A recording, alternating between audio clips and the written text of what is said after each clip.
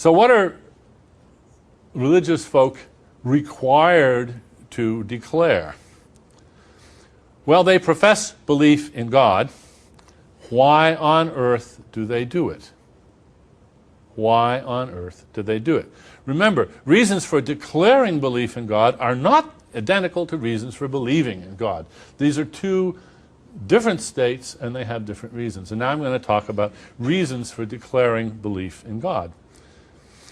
The reflective folk who go on declaring their belief in God, and we know there's many. We're not talking about bumpkins. We're talking about educated people, college-educated people, who go on declaring their belief in God. They're not stupid. Well, some of them are, but then some atheists are stupid too. So. They're not radically misinformed. They are worried about something that we atheists should actually take very seriously. I'm going to now give you several good strategic reasons. Now, they're strategic because they're not reasons for believing in God. They're reasons for trying to believe in God or declaring your belief in God, for believing in God, and they're strategic. And the first, most obviously, is fear. And I don't need to tell you about that. We heard eloquently from Ayaan Hirsi Ali about fear. We've heard about the fear of many people, their fear of God, their fear of a vengeful God, of a God who demands this belief. But actually, a much more interesting category of fear is the fear of the reflective folks who think they are obliged to support the belief in God. And what they're mainly afraid of, I think, is catastrophic collapse of consensus.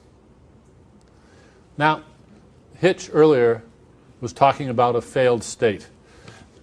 A failed state, as we know only too well these days, is a truly depressing and ugly, awful situation. When you have a failed state, it's very hard for any force on earth to pull a failed state back into sanity.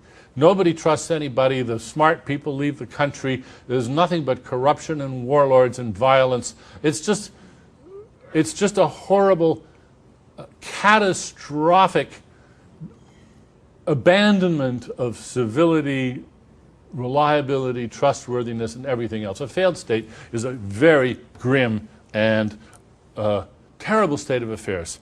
And confronted with the prospect of a failed state, I want you to put yourself in the position of somebody of some authority in a state which is on the brink of becoming a failed state.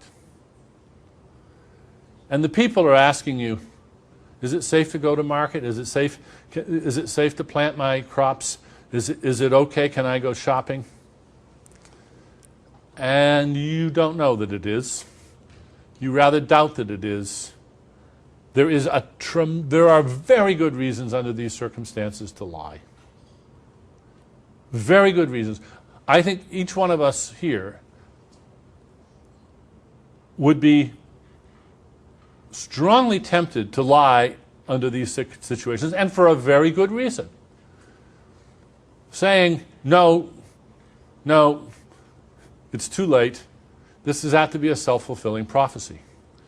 If there is a small chance that you can salvage things, just goose the society a little bit into a sense of confidence, you may be able to save it.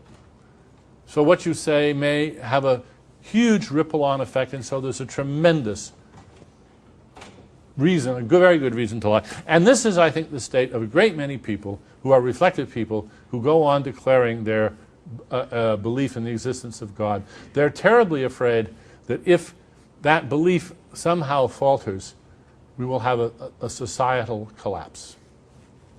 Now, this sort of issue is not just about religion. Think about hyperinflation. We have a number of phenomena in the world in which social consensus is a sort of treading water that holds everything up.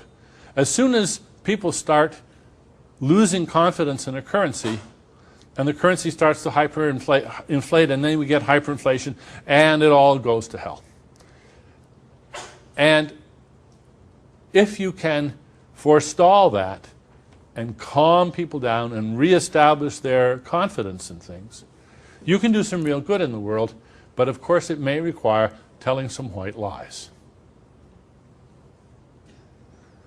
The gold standard, I was thinking about this the other day, is a really nice case where people were terribly afraid that if we abandoned the gold standard, confidence in currency would just be so volatile that this was really dangerous. That's one of the best reasons, not a good one, but not a bad one either, for maintaining the gold standard. As a sort of fetish, really, to protect the confidence of the community in a currency. And I think something like this is going on in the belief by so many religious people that they have to cling tenaciously with white knuckles to their religious declarations. Runaway cynicism can even lead to the death of communication. We have Aesop's fable about the boy who cried wolf, and a similar phenomena have been seen, auguried, imagined, and so we have this kind of fear, which is not unreasonable. It can be very well informed.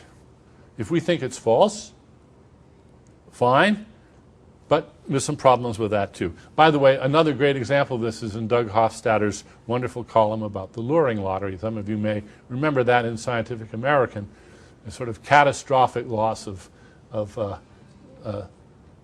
trust. Now suppose we think that, well, okay, Dan, you've shown us that this is reasonable, but you know, they're just wrong. Giving up the belief in God is like giving up the gold standard. Life goes on, community, confidence, trust, security, it's just not such a big problem. Okay, so we want to explain this to these people. Can we reason with them? No. Why? Because we should expect them to shun the opportunity to discuss our disagreement rationally, because the very discussion of the issue undermines the consensus. Don't talk about it. Shh. Don't even think about it. There's been some very elegant research by the psychologist Philip Tetlock on sacred values. What makes a value sacred is don't even think about it. You should feel guilty for even thinking about it, even if you decide the right thing about it. It's to protect us from subversive criticism which might lead to a catastrophic collapse of values. So there's fear in several different varieties, and what I've tried to do is to show you that in your own lives, in your own circumstances, you can imagine a case where you would be gripped by that fear and you would think the right thing to do here is to grit my teeth and lie. Maintain a pretense to save a situation from catastrophe. Another is love, and we've heard a lot about that today. It's so wonderful. The speakers today weren't just vivid and compelling. They illustrated my issues just right down the line. The prospect of disappointing or enraging or hurting those we love is so terrible. I actually hope to all of us that it overpowers our candor. We just can't face telling the truth when grandma or mother or our sisters or somebody else that we love, we're afraid that it's going to hurt. And so many people are trapped in a pretense from which any escape would be, in their eyes, a betrayal. Our overtures, our skeptical overtures, therefore, threaten to expose them. No wonder they loathe us. No wonder they loathe us.